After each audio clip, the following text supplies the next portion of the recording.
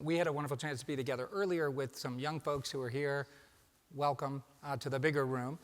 And we were touching on someone you knew who I've only read about, the wonderful man who used to run all the public school system in Finland, Pasi. Yes.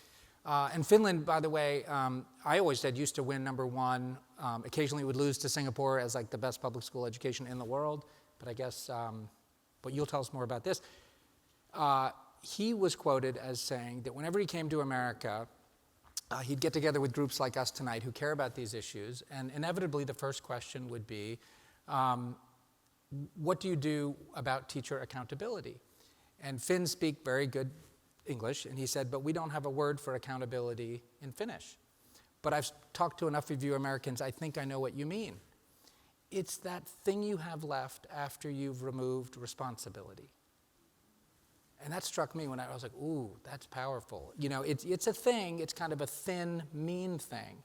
But can you share, how do you respond to that statement, and how do you think about that word, accountability versus responsibility? I think it's unfortunate that one of the things we often do in education is reduce something to its kind of lowest term.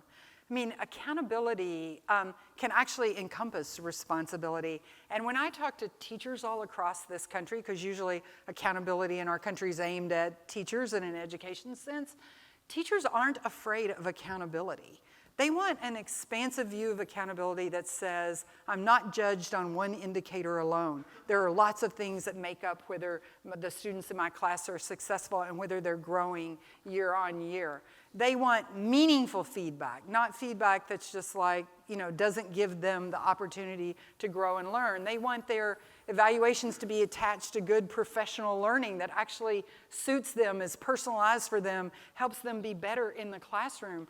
I talk to many teachers. It's not that they're afraid of accountability or, bristle every time you say it. It's more how we've narrowed our definition of accountability, just like we've narrowed our definition sometimes of college and career, or we've narrowed other definitions. And I think it's time to put conversation behind the words, because we toss these terms out without talking to each other about whether we have a common understanding of that. And somehow we have to come to the common ground, the common understanding, by actually listening, as I heard you also say to kids earlier, and listening for understanding, and then having a real conversation, rather than the, sort of turbulent stuff that goes on across this narrow top.